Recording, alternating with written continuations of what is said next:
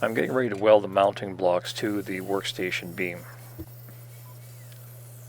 These are just short pieces of 3/8 by 2 flat bar, and I'm going to be welding them directly to the center flange. Once I have these blocks in place, I'll be able to figure out where I need to drill the corresponding holes on the anvil base.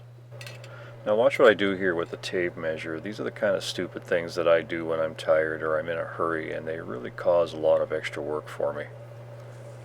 I was trying to make sure that the bottom set of blocks didn't cover the holes that I had at the base of the anvil from the old hole down tool, and this is how I decided to do it. I just put the tape down there at an angle and guessed at a measurement. Needless to say, that wasn't quite good enough. I could have just walked over 2 feet and measured the actual bracket, but for some reason I thought this was a better solution. There's a good chance that I'm not going to need those holes, but if I do, I've just created another half hour's worth of work for myself here. You start by tacking the one side in place, and then you use those blocks to support the other side. You want to make sure that the blocks are where you want them before you start setting up the other side. Once you get a tack on each side of the block, you're not going to be able to move them very much without breaking one of the welds. Here I'm just using a piece of square bar and a couple of clamps to keep everything lined up.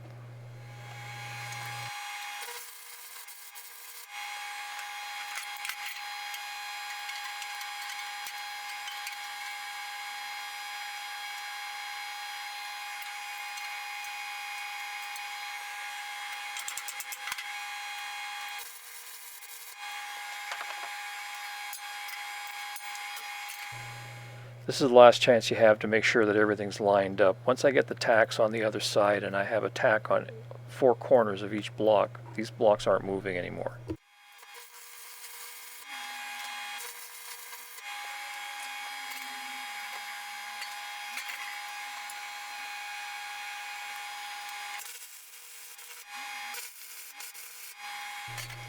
Now that I have the blocks locked into position, I can put a bead along the entire length. I'm just using a regular AC welder, and these are just 6011 rods. 6011 is pretty much the only rod that I use when I'm welding heavy crusted metal like this. It burns through anything, and it's not a great looking bead, but it is strong.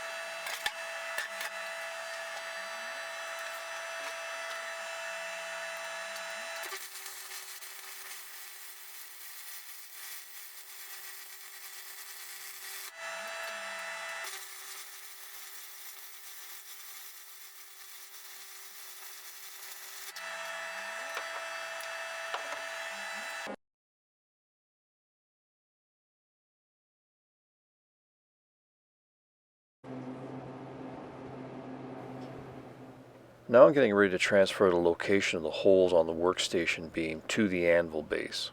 The chalk line that I'm drawing here is the outside edge of the center flange, so I want to make sure that the mounting blocks stay to the right of that line. You can see here how that location for that bottom set of blocks is off by about 1 inch, and it's covering that top hole that I wanted to leave clear.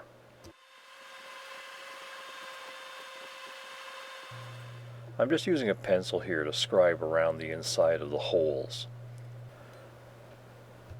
The base of this anvil is painted and the pencil lines show up fairly well. Now I know that this isn't a very accurate way of doing it, and I'm not going to get the bolts to line up first try, but it's going to be close enough that I should just need a little bit of filing to nudge the holes over where I need them. I realized when I was drilling the 1/2 inch holes that the camera wasn't on, but I did start with a pilot hole that was around 3/16 of an inch, and then I moved up to a 3/8 inch drill, and here I'm just cleaning out the holes with a 1/2 inch. I did get lucky here. I've got the beam in position and the first bolt just slid into place.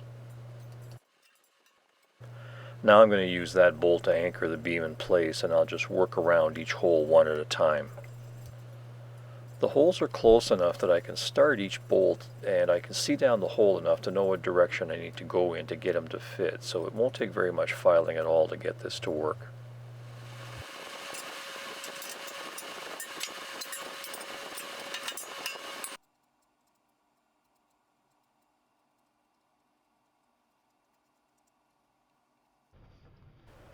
Of course, while I'm doing all this filing, my mind tends to wander, and I realize that a better approach would have been to mount the mounting blocks to the anvil base first, then transfer the location of the beam to those blocks.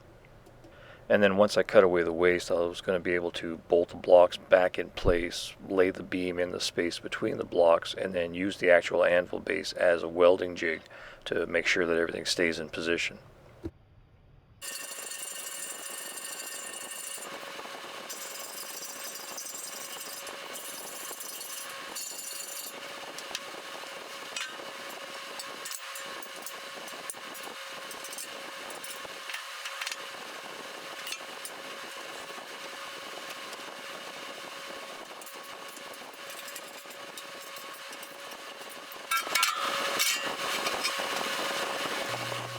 Now that I have this beam in position, I can figure out how I'm going to mount the tool caddy back onto the anvil base.